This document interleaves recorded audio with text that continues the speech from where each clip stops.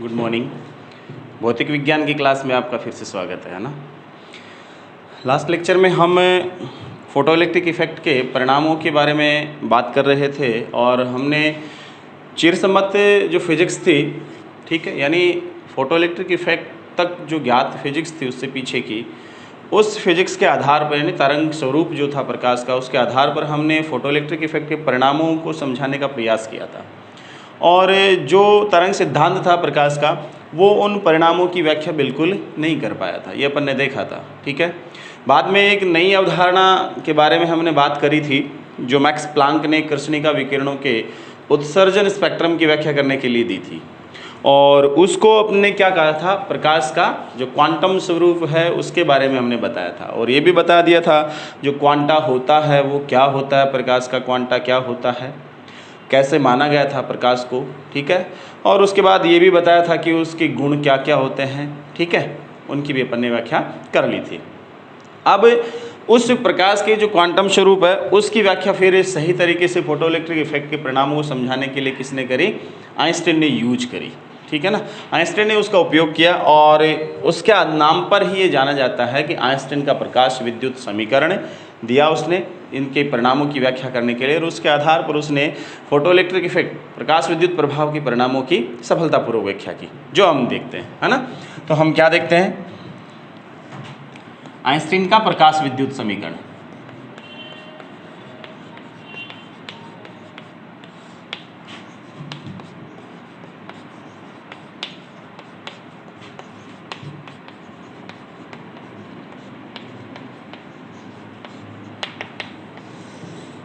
ठीक है, आइंस्टाइन ने भी क्या किया, 1905 में इस फोटोइलेक्ट्रिक इफेक्ट को समझाने के लिए जो प्लांक की अवधारणा थी प्रकाश के लिए, क्वांटम या विद्युत चुंबकीय विकिरणों के लिए जो प्लांक की क्वांटा की अवधारणा थी उसका उपयोग किया। आइंस्टाइन ने भी कहा था कि ये जो प्रकाश होता है ना, ये जो प्रकाश होता है ये भी वास्तव में क्या होती है, ईएम वेव होती है, इलेक्ट्रोमैग्नेटिक वेव ही तो होती हैं, ठीक है। तो उसने कहा था कि ये भी विद्युत चुंबकीय विकिरणें ही होती हैं प्रकाश में। दृश्य क्षेत्र और पराबैंगनी क्षेत्र जो दोनों अपने इसमें काम में ले रहता है अलग अलग धातुओं के हिसाब से। तो उसने कहा था कि इसका मतलब ये जो प्रकाश है इसका जो ऊर्जा का स्वरूप है वो भी इस तरंग के रूप में ना होकर किसके रूप में होगा, इन क्वांटा के रूप में होगा। किन के रूप में होगा, इन क्वांटा के रूप में होगा। उसने कहा था कि जब ये प्रकाश धातु की सतह पर आपतित होगा, यानी जो कैथोड अपन ने धातु का लिया उस पर आपतित होगा, तो आपतन के समय ये तरंगों के रूप में बिहेव नहीं करेगा, है ना। ये किसके रूप में बिहेव करेगा, क्वांटा के रूप में बिहेव करेगा। और ये क्वांटा आपने क्या बताया था, ऊर्जा के छोटे छोटे पैकेट्स,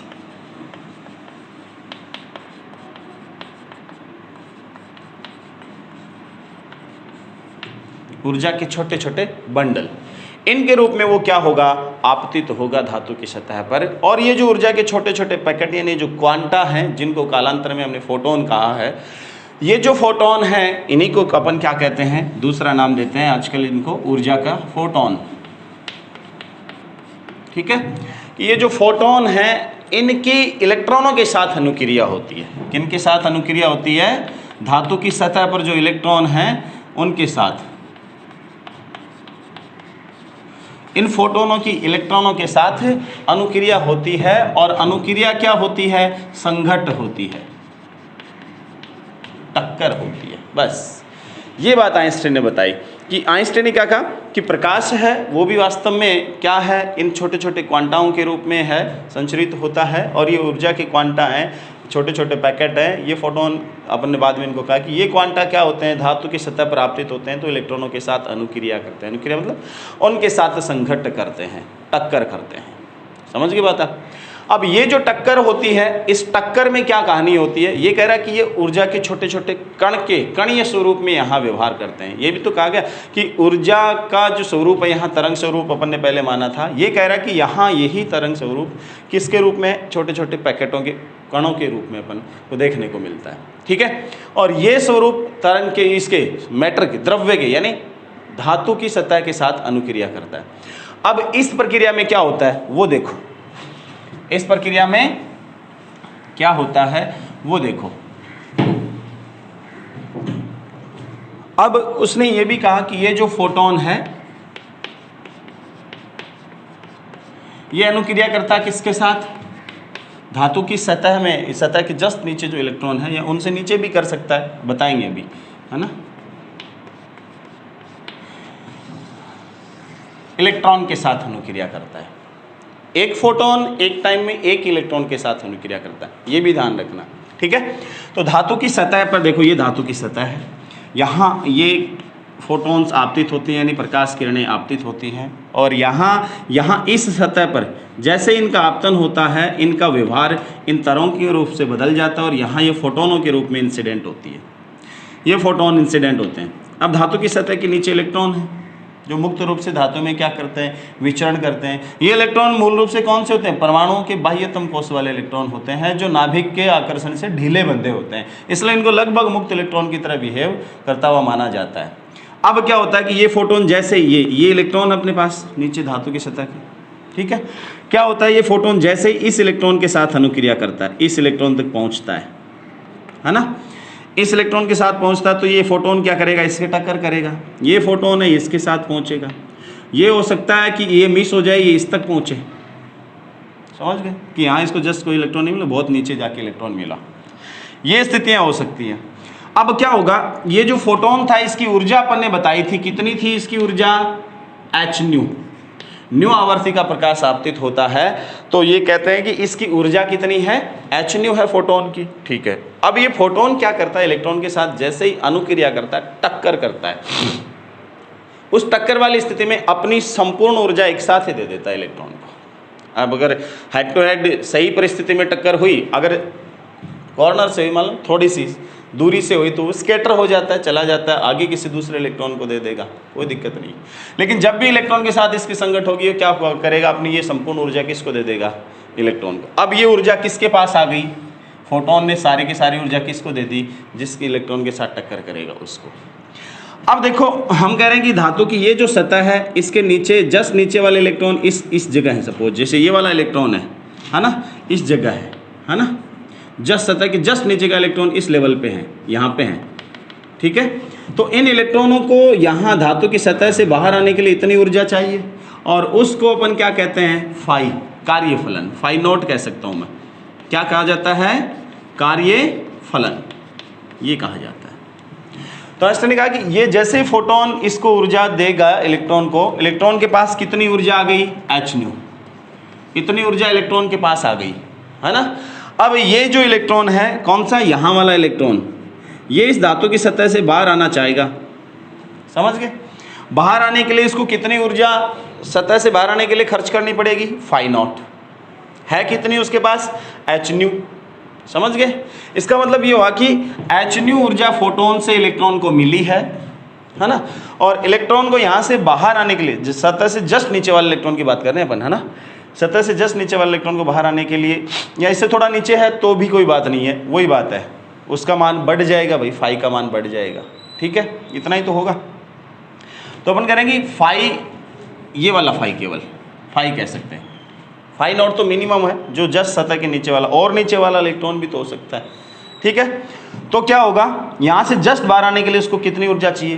फाई, ठीक है, और इतनी ऊर्जा वो खर्च कर चुका बाहर आने के लिए, ठीक है। अब अपन कह रहे हैं कि इतनी खर्च कर चुका, तो बची हुई ऊर्जा कितनी हो गई? ये ऊर्जा उसके पास बची हुई ऊर्जा हो गई। इस ऊर्जा के साथ वो बाहर आएगा इलेक्ट्रॉन, ये इलेक्ट्रॉन जब यहाँ आ जाएगा, ये इलेक्ट्रॉन यहाँ आ जाएगा, या बड़े अक्षरों में बना दूं मैं या थोड़ा सा, कि ये धातु की सतह है, इससे नीचे ये इलेक्ट्रॉन है, सपोज इसी की बात हो रही है ना। जैसे ही प्रकाश आपतित होता है, इस इलेक्ट्रॉन के साथ अनुक्रिया होती है,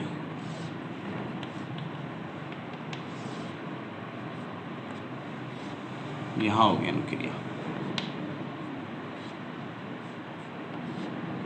ठीक है। अब इस इलेक्ट्रॉन को यहाँ से यहाँ तक आने के लिए कितनी ऊर्जा चाहिए? सपोज फाई चाहिए, इसको भी कितनी चाहिए? इतनी तो चाहिए फाई।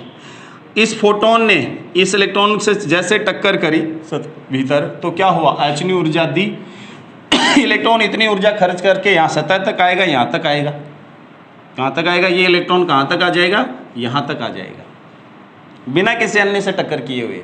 ठीक है, बाहर आ गया ये इलेक्ट्रॉन जनाब, सतह से जस्ट बाहर आ गया। बाहर आते ही इस इलेक्ट्रॉन के पास ऊर्जा कितनी है, H⁻⁵। ये ऊर्जा किसके पास है, इलेक्ट्रॉन के पास बची। ठीक है, ये स्थिति है। ऐसे ही इसके साथ है। अब इसमें देखो, ये जो इलेक्ट्रॉन है, ये इलेक्ट्रॉन क्या करेगा, ये ऊर्जा ले लेगा, कितनी, H⁻ ऊर्जा लेगा। लेकिन कई बार क्या होता है, इलेक्ट्रॉन जैसे ही यहाँ से ऊर्जा लेकर बाहर निकलने की कोशिश करता है, किसी दूसरे इलेक्ट्रॉन से भी टकरा सकता है। टक्कर में कुछ ऊर्जा इसको भी दे सकता है, कोई दिक्कत नहीं, तो धीमा पड़ गया थोड़ा सा, और तो कुछ ऊर्जा उसने यहाँ भी खर्च कर दी। ठीक है, फिर वो इलेक्ट्रॉन यहाँ से क्या आता है, बाहर आता है, तो क्या होता है अपने पास, उसके पास ऊर्जा H⁻⁵, ये और कम हो जाएगी। क्या हो जाएगी, और कम हो जाएगी। अब यहाँ फाई जो थी वो अलग है, यहाँ फाई क्या है उसके पास अलग है, क्योंकि वो यहाँ से टक्कर में भी कुछ ऊर्जा खर्च कर चुका, इसलिए H⁻⁵0 से भी क्या हो जाएगी, उसके पास ऊर्जा कम हो जाएगी, ये ज़्यादा रहेगी। उसके पास ऊर्जा सपोज E1 है, तो इसकी जो ऊर्जा इस इलेक्ट्रॉन की जो बाहर आया है वो कितनी है, E1 है, वो सपोज किससे है, H⁻⁵ से भी क्या होगी, कम हो सकती है। या कई बार ऐसा भी हो सकता है कि ये इलेक्ट्रॉन को जैसे ही ऊर्जा मिली, ये इलेक्ट्रॉन बाहर आने के लिए जैसे चलेगा, इसके आसपास वाले इलेक्ट्रॉनों से टकरा करके अंदर ही रह जाएगा, है ना। तो ये ऊर्जा हो सकता है कि 0 भी हो जाए। क्या हो सकता है, 0 भी हो जाए। ठीक है, तो मैं कहता हूं कि इलेक्ट्रॉन के पास जैसे ही फोटोन टक्कर करता है इलेक्ट्रॉन के साथ, तो इलेक्ट्रॉन के पास जो ऊर्जा बचती है H⁻⁵, बाहर निकलने पर इतनी ऊर्जा बचती है, वो मैक्सिमम मान है। यानी यहाँ से जैसे इलेक्ट्रॉन बाहर निकला, जस्ट जो सतह के नीचे वाला इलेक्ट्रॉन था ये बाहर निकला, तो इसके पास ऊर्जा कितनी रही, सपोज मैं इसको Φ0 कह दूँ। Φ0 इसलिए कह दिया कि इसके जस्ट नीचे वाला है, और ज़्यादा नीचे नहीं है सतह के जस्ट नीचे वाला इलेक्ट्रॉन है, और उस इलेक्ट्रॉन को बाहर आने के लिए कार्यफलन Φ0 की जरूरत पड़ती है, इतनी ऊर्जा की। तो H⁻ दी थी, इतना उसको काम में ले ली उसने, बची हुई ऊर्जा इतनी हो गई। अब इससे नीचे वाला इलेक्ट्रॉन उसको ज़्यादा चाहिए, तो फाई होगी, वो ज़्यादा होगा फाई का मान इसलिए क्या होगा, H⁻⁵ का मान कम हो जाएगा थोड़ा। और नीचे इलेक्ट्रॉन है तो क्या होगा, हो सकता है कि वो ऊर्जा H⁻ तो ले ले, लेकिन बाकी टक्करों में ही खो दे, वो बाहर नहीं आए। बाहर नहीं आए तो क्या हो सकता है, 0। समझ गए। इसका मतलब जो इलेक्ट्रॉन बाहर आएगा, समझ गए, जो इलेक्ट्रॉन बाहर आएगा उसके पास मैक्सिमम ऊर्जा कितनी हो सकती है, H⁻⁵0। मैक्सिमम कितनी होती है, फाई का मान सपोज Φ0 मिनिमम हो सकता है ना। तो मैक्सिमम ऊर्जा H⁻⁵0 होगी, और मिनिमम ऊर्जा कितनी होगी इस इलेक्ट्रॉन के पास, 0। समझ गए। तो या ये भी हो सकता है कि ये इलेक्ट्रॉन क्या था, H⁻ ऊर्जा इसको मिली थी, 0 होने का मतलब क्या है कि H⁻ ऊर्जा इसको मिली थी, ये टक्कर में ऊर्जा खोता गया, और बाहर आने के टाइम तक इसके पास ऊर्जा कितनी बची, 0 बची। ये जस्ट बाहर ही आ पाया, बस। ज़्यादा से या तो अंदर रह जाएगा, तो बाहर आने की कोई सवाल ही नहीं है। बाहर जब इलेक्ट्रॉन आएगा, है ना, तो ये क्या करेगा, H⁻ ऊर्जा इसको मिलेगी, इतनी H⁻ ऊर्जा पूरी खर्च करके बाहर आ जाएगा। अब पूरी खर्च कर दी तो बाहर आके बैठ गया, इसके पास कोई ऊर्जा नहीं है, तो इस कंडीशन में इसकी ऊर्जा का मान कितना होगा, 0। तो जो इलेक्ट्रॉन बाहर आता है उसकी ऊर्जा 0 से लेकर के कहाँ तक हो सकती है, H⁻⁵0। Φ0 क्या है यहाँ, इस धातु का कार्यफलन, यानी जस्ट सतह के नीचे वाला इलेक्ट्रॉन जो और किसी प्रक्रिया में ऊर्जा क्षय नहीं करता, वो जस्ट इतनी सी ऊर्जा क्षय के बाद बाहर आ जाता, बची ऊर्जा उसकी गतिज ऊर्जा के रूप में काम आती है। और कुछ इलेक्ट्रॉन जैसे जैसे नीचे जाते जाएंगे, वो आपस में टकरा टकरू की ऊर्जा खत्म करते करते पूरी खर्च कर करके आ जाएंगे। समझ गए, ये वाली स्थिति होगी। तो ऊर्जा का मान यहाँ से यहाँ तक, ये मिनिमम से मिनिमम ऊर्जा हो सकती है इलेक्ट्रॉन के पास, बाहर आने वाले के पास, और ये क्या हो सकती है, मैक्सिमम ऊर्जा हो सकती है। यह आइंस्टाइन ने बताया। और वे कहता है कि ऐसा नहीं है कि फोटोन जो ऊर्जा फोटोन के पास H⁻ वो थोड़ी सी दे दे, आधी दे दे, पौन दे दे, ऐसा नहीं है। फोटोन जब ऊर्जा इलेक्ट्रॉन को ट्रांसफर करेगा कॉलिजन में, टक्कर में, तो वो संगठन तो पूरी की पूरी H⁻ देगा, ठीक है, आधी उधी नहीं देगा। अब ये बात हुई, है ना। तो इसका मतलब हम ये भी जानते थे कि जो इलेक्ट्रॉन बाहर आया है उसकी अधिकतम गतिज ऊर्जा क्या होती है, K मैक्सिमम। अधिकतम गतिज ऊर्जा क्या होती है, K मैक्सिमम होती है। और हम ये भी जानते हैं, आइंस्टीन की समीकरण से क्या पता चला, आइंस्टीन के समझाने के तरीके से क्या पता चला कि ये जो इलेक्ट्रॉन बाहर आता है नीचे वाला कोई सा भी, तो 0 से मैक्सिमम यहाँ तक, मिनिमम कुछ भी हो सकते हैं 0 और इनके बीच में, ठीक है। तो मैक्सिमम इतना हो सकता है, और मैक्सिमम ही हम बताना चाह रहे हैं। तो मैक्सिमम मान कितना हो सकता है, K मैक्सिमम बराबर है H⁻ Φ0। आप जानते हो K मैक्सिमम का मान कितना होता है, 1/2 m V max स्क्वायर बराबर H⁻ फाई नॉट, समीकरण नंबर 1। आइंस्टीन ने यह समीकरण दिया, समझ गए बात? तो आइंस्टीन ने फोटोइलेक्ट्रिक इफेक्ट को समझाने के लिए फोटोन रूप माना, उसकी ऊर्जा इस प्रकार से, उसने कहा कि इलेक्ट्रॉन के साथ जो टक्कर होती है 1 to 1 है, और उस कंडीशन में ऊर्जा ट्रांसफर इतना है। इलेक्ट्रॉन उस ऊर्जा में से कुछ ऊर्जा खर्च करता है बाहर आने के लिए, खर्च करने के बाद जो ऊर्जा उसके पास बचती है उससे वो गति करता है, समझ गए, बाहर की ओर के एनोड की ओर वो जाएगा, ठीक है। और ज़्यादा नीचे इलेक्ट्रॉन सारी ऊर्जा खर्च कर देगा तो जीरो एनर्जी रहेगी, जस्ट बाहर आके बैठ जाएगा, कोई लेना देना नहीं है उसका फिर, ठीक है। अब क्या होगा, अब उसने कहा था कि मैक्सिमम गतिज ऊर्जा उस इलेक्ट्रॉन के पास कितनी हो सकती है, h nu minus phi naught. Phi naught क्या है यहाँ पर, फाई नॉट उस धातु का कार्यफलन, इसको मैं क्या कह सकता हूँ, h nu नॉट कह सकता हूँ।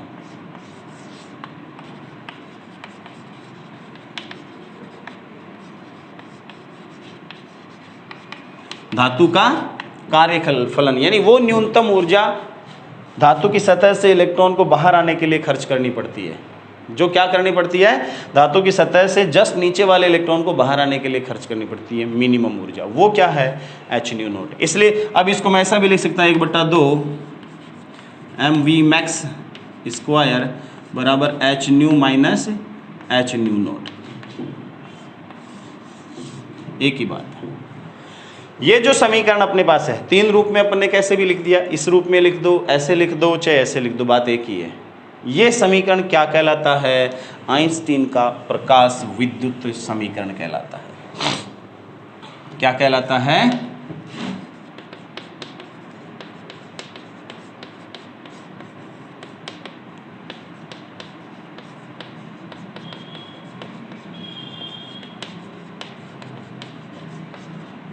यह आइंस्टीन का प्रकाश विद्युत समीकरण कहलाता है।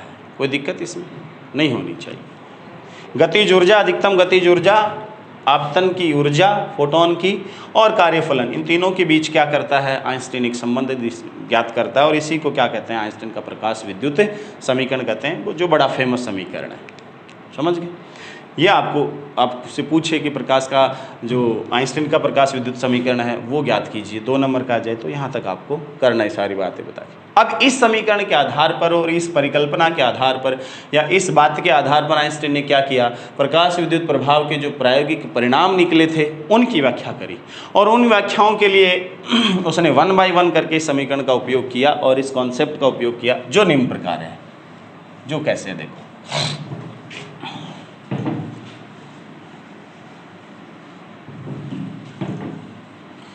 पहली बात,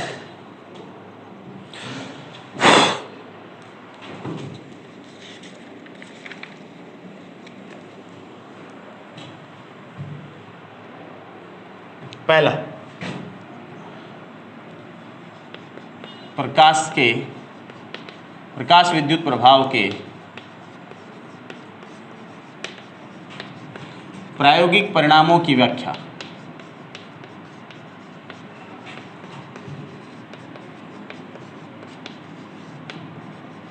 किसके द्वारा, आइंस्टीन के द्वारा।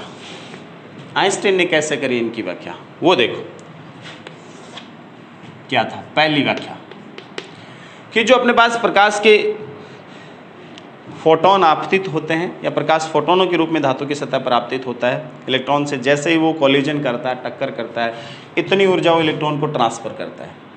इलेक्ट्रॉन उसमें से मिनिमम ऊर्जा इतनी खर्च कर सकता है और जस्ट इतनी खर्च करने के बाद बाहर आ जाता है, बाहर आते ही उसके पास इतनी ऊर्जा बच जाती है। ये जितनी मिनिमम होगी ये उतनी मैक्सिमम होगी उसकी, क्योंकि ये जितनी मिनिमम से खर्च करेगा उतनी मैक्सिमम ऊर्जा उसके पास बचेगी और उतनी तेजी से वो बाहर गति करेगा, ठीक है।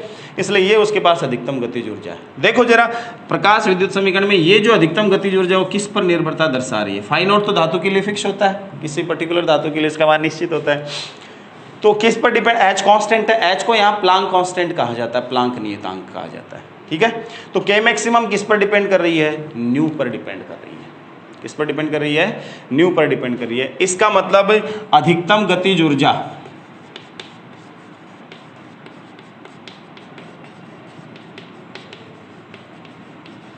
किस पर निर्भर करती है, आवृत्ति पर। इसमें तीव्रता का कोई पद दिख रहा है क्या आपको, नहीं, आवृत्ति पर निर्भर करती है।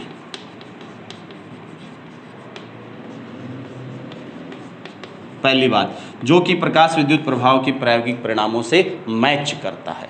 समझ गए बात आप? ठीक है, यानी कि अधिकतम गतिज इलेक्ट्रॉन जो उत्सर्जन के पास गति करेगा, बाद गति करेगा, उसकी जो गतिज ऊर्जा वो आवर्ती, आपतित प्रकाश की आवर्ती पर निर्भर करती है। जैसे अपन आवर्ती का मान बढ़ाते हैं वैसे वैसे क्या होता है, इसका मान बढ़ता जाता है। एक दूसरी चीज इसमें अपन ने एक चीज और देखी थी, क्या देखी थी? अपने कहा था कि ये जो गतिज ऊर्जा थी अधिकतम, ये एक समीकरण था 1/2 mv मैक्स स्क्वायर बराबर EV0, ये निरोधी विभव का था ना। ये EV0 मैं यहाँ रख दूं तो क्या होगा, EV0 बराबर hν माइनस φ0,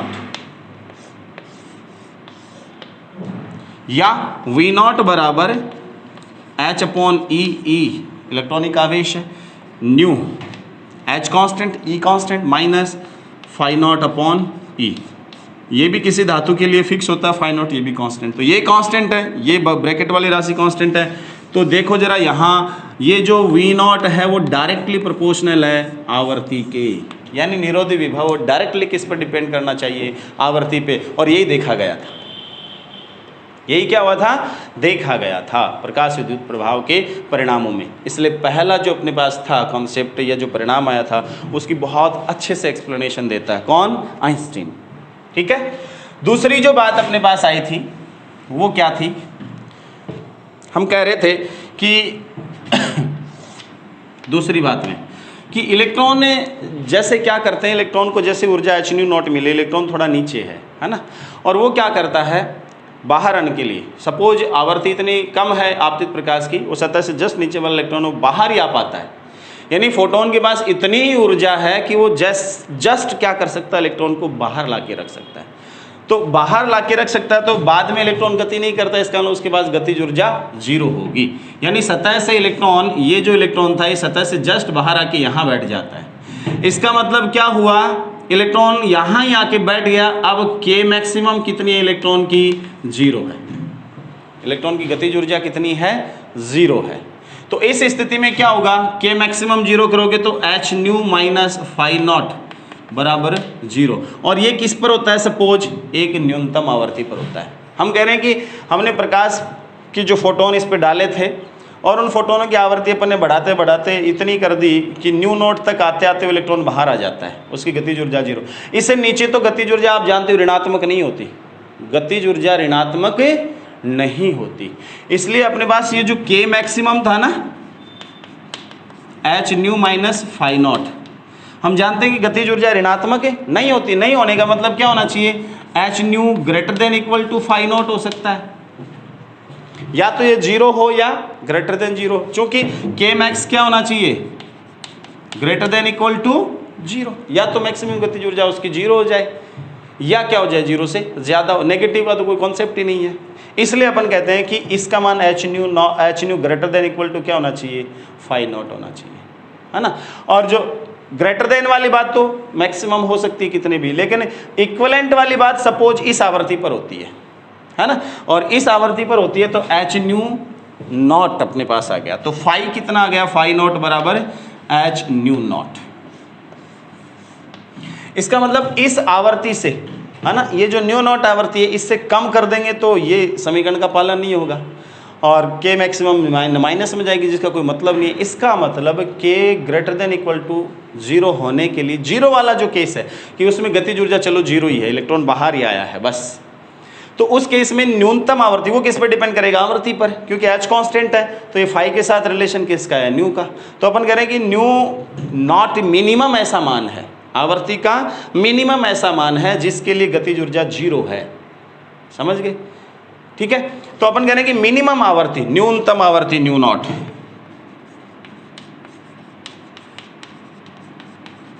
न्यूनतम आवर्ती क्या होनी चाहिए, 4 किसके लिए, K max greater than equal to 0 के लिए, ठीक है। ये सही होने के लिए, ये सही होने का मतलब क्या हुआ, K मैक्स बराबर 0 होने के लिए न्यूनतम आवर्ती कितनी है, ν0, और यही क्या कहलाती है, देहली आवर्ती। इसी को अपन ने क्या कहा, देहली आवर्ती। अगर इससे कम आवर्ती है, अगर इससे कम आवर्ती है तो क्या वो के मैक्सिमम जीरो नहीं, माइनस में जाएगा, जो संभव नहीं है। मिनिमम के मैक्सिमम जीरो हो सकता है, यानी उससे कम आवर्ती नहीं होनी चाहिए। अगर उससे कम आवर्ती है तो इलेक्ट्रॉन का उत्सर्जन नहीं होगा। समझ गए? वो न्यूनतम आवर्ती क्या होगी जिसके लिए इलेक्ट्रॉन का उत्सर्जन होगा? न्यू नॉट या इससे ऊपर वाली आवर्तियां होंगी, वो इलेक्ट्रॉनों का उत्सर्जन कराएंगे। इसका मतलब न्यूनतम आवर्ती का कॉन्सेप्ट इसमें दिया गया, ठीक है। और वो न्यूनतम आवर्ती क्या कहलाती है? देहली आवर्ती, जो कि प्रकाश विद्युत प्रभाव के परिणामों में भी देखने को मिलती है। समझ गए? ये जो न्यूनतम आवर्ती, इसके कॉन्सेप्ट से यहाँ देखो, ये वाला बात, यहाँ भी एक सरल रेखा आ गई थी और यहाँ भी आप क्या रख सकते हो? फाई की जगह क्या रख सकते हो? H new not, H into new not, एक न्यूनतम आवर्ती होनी चाहिए, ठीक है। ये भी यहाँ जब सरल रेखा खींचते हैं अपन इनके बीच, किस किस के बीच? ऐसे, ये वी नॉट और ये न्यू के बीच जब सरल रेखा खींचते हैं तो ये वाली बात, तो ये यहाँ से यहाँ तक का मान आता है, वो यही तो आता है, एच न्यू नॉट अपॉन ई। और ये जो स्लॉप आता है इसका थीटा, तो ये जो टेन थीटा है ये क्या देगा आपको? एच अपॉन ई। समझ गए? ये तो है, ये अंतखंड काटता है, ये अंतखंडी तो है, जिसको अपन ने फाई नॉट अपॉन ई कहा है, ठीक है। इस अंतखंड की लंबाई कितनी होगी? फाई नॉट अपॉन ई, ये वाली राशि। H upon E, V naught और न्यू के बीच का जो सरल रेखीय संबंध है उसका ढाल क्या होगा? एच अपॉन ई। यहाँ से मिलिगन ने क्या किया था? इस एच का मान निकाला था जो 6.63 इंटू 10⁻34 जूल सेकेंड आया था, ठीक है। और वो बहुत ही अन्य प्रयोगों से ज्ञात किया, उसके सटीक मान आया था, बराबर मान आया था। इसलिए आइंस्टीन की जो प्रकाश विद्युत प्रभाव के परिणाम थे, इनकी प्रायोगिक व्याख्या भी किसने कर दी? मिलिगन ने कर दी थी, ठीक है। तो ये देखा गया, तो ये देहली आवर्ती का अपने पास कॉन्सेप्ट आ गया था कि न्यूनतम एक आवर्ती होनी चाहिए आपतित प्रकाश की, जिसके लिए इलेक्ट्रॉन जस्ट क्या आ सके? बाहर आ सके। वो आवर्ती क्या कहलाती है? देहली आवर्ती। उससे कम आवर्ती का प्रकाश आपतित होने पर इलेक्ट्रॉनों का उत्सर्जन नहीं होगा। इस दूसरी बात की भी आइंस्टीन ने क्या कर दी? सफलतापूर्वक व्याख्या कर दी। तीसरी बात क्या थी? देखो, तीसरी बात, थर्ड बात ये थी कि प्रकाश विद्युत धारा है वो किस पर निर्भर करती है? तीव्रता पर। किस पर निर्भर करती है? प्रकाश विद्युत धारा किस पर निर्भर करती है? तीव्रता पर निर्भर करती है। मानते हैं? तीव्रता पर निर्भर करती है, ये देखने को मिला था रिजल्ट। हाँ, अब यहाँ आइंस्टीन ने जो बताई कहानी, उसके आधार पर अपन इसको कैसे एक्सप्लेन करते हैं। देखो, तीव्रता क्या होगी? हमने कहा था कि जो आपतित प्रकाश है उसको किसके रूप में माना अपन ने? फोटोनों के रूप में। किसके रूप में माना है? फोटोनों के रूप में, छोटे छोटे कणों के रूप में। इसका मतलब हम धात्विक सतह पर उनका आपतन कैसे देखते हैं? छोटे छोटे कणों के रूप में उनका आपतन देखते हैं, ठीक है। अगर मैं कहूँ कि धातु की सतह ये है, ठीक है, ये धातु की सतह है और इस पर ऐसे प्रकाश आपतित हो रहा है, ठीक है। आपतित प्रकाश ये हो रहा है, इसका मतलब क्या हुआ? देखो, ये ऐसे आपतित प्रकाश है, ठीक है। ये जो धातु है उसका एरिया है 1 यूनिट, एक इकाई, 1 मीटर स्क्वायर, 1 सेंटीमीटर स्क्वायर, जिसमें आप मापो उसमें, ठीक है। तो पर यूनिट है इसका क्षेत्रफल है। क्या है? इसका क्षेत्रफल है। और t बराबर 1 सेकेंड में कितने इलेक्ट्रॉन इस पर आपतित, कितने फोटोन इस पर आपतित होते हैं, वो क्या कहलाती है? फोटोनों की तीव्रता, यानी आपतित प्रकाश की तीव्रता। आपतित प्रकाश को अपने किसके रूप में माना? फोटोनों के रूप में। इसका मतलब एक इकाई क्षेत्रफल पर, इस धातु की सतह के पर यूनिट क्षेत्रफल पर 1 सेकेंड में कितने फोटोन आते हैं, वही तो तीव्रता होती है, ठीक है। इसका मतलब अपन जैसे तीव्रता का मतलब क्या होता है? बहुत सारी चीजें एक साथ आना, है ना। तो वही तो क्या कहलाती है? उसकी तीव्रता। अगर अपन कहें कि इस 1 सेकेंड में और फोटोन आ रहे हैं, और फोटोन आ रहे हैं, यानी फोटोनों की संख्या बढ़ रही है, क्षेत्रफल उतना ही है, टाइम उतना ही, तो पर यूनिट सेकेंड में सपोज पहले क्या था? 1 इकाई क्षेत्रफल था, उसमें 1 सेकेंड में 500 फोटोन आ रहे थे। अब सपोज 10,000 हो गए फोटोन, तो फोटोनों की संख्या बढ़ गई, तो इसका मतलब तीव्रता क्या हो गई? बढ़ गई। तो यहाँ तीव्रता को किस रूप में मापते हैं? पर यूनिट क्षेत्रफल पर सेकेंड में आपतित फोटोनों की संख्या, ठीक है, वो क्या कहलाती है? तीव्रता। अगर वो संख्या बढ़ती है, तीव्रता का मतलब एकांक क्षेत्रफल में, एकांक क्षेत्रफल पर एकांक समय में आपतित फोटोनों की संख्या।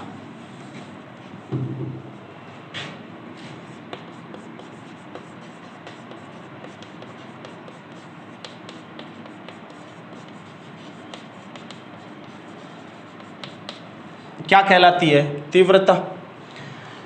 अब अपन कह रहे हैं कि ये जो आवृत्ति थी इससे ज्यादा होनी चाहिए आवृत्ति। ये घटना कब घटित होनी चाहिए? न्यू का मान क्या होना चाहिए? Greater than equal to nu naught. ये बात तो अपन पहले बता ही चुके। इसलिए अपन कह रहे हैं कि इस तीव्रता की मतलब फोटोनों की संख्या। अगर तीव्रता बढ़ती है इसका मतलब फोटोनों की संख्या बढ़ रही है, इसका मतलब फोटोनों की संख्या, तो ज्यादा इलेक्ट्रॉनों को ऊर्जा देंगे तो इलेक्ट्रॉनों की संख्या बढ़ेगी, और इलेक्ट्रॉनों की संख्या बढ़ेगी तो क्या होगा? धारा का मान बढ़ेगा। इसका मतलब इस कॉन्सेप्ट की व्याख्या भी आइंस्टाइन का प्रकाश विद्युत समीकरण क्या करता है? सफलतापूर्वक करता है। चौथी बात अपने पास आ गई। चौथी क्या थी? समय पश्यता।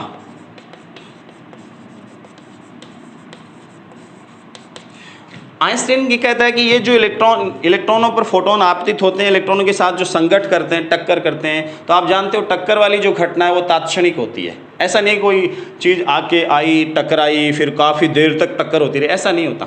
आई, टकराई, वापस गई, ये तो स्कैटरिंग हुई। आई, टकराई, ऊर्जा अवशोषित हो गई फोटोन की, बस इतना सा ही काम होता है। इलेक्ट्रॉन के पास अगर सफिशिएंट इससे ज़्यादा आवृत्ति की ऊर्जा है तो इलेक्ट्रॉन निकल जाएगा, वरना इलेक्ट्रॉन रह जाएगा वहीं पे ऑक्सीलेट करके। ठीक है, तो अपन कह रहे हैं कि आइंस्टाइन कहता है कि ये जो घटना होती है, फोटोनों का आपतन और इलेक्ट्रॉनों का उत्सर्जन, ये जो घटना होती है तात्क्षणिक होती है, इसमें समय नहीं लगता। इसलिए आइंस्टाइन इस प्रभाव की भी क्या करता है? सफलतापूर्वक व्याख्या करता है। ठीक है, धन्यवाद।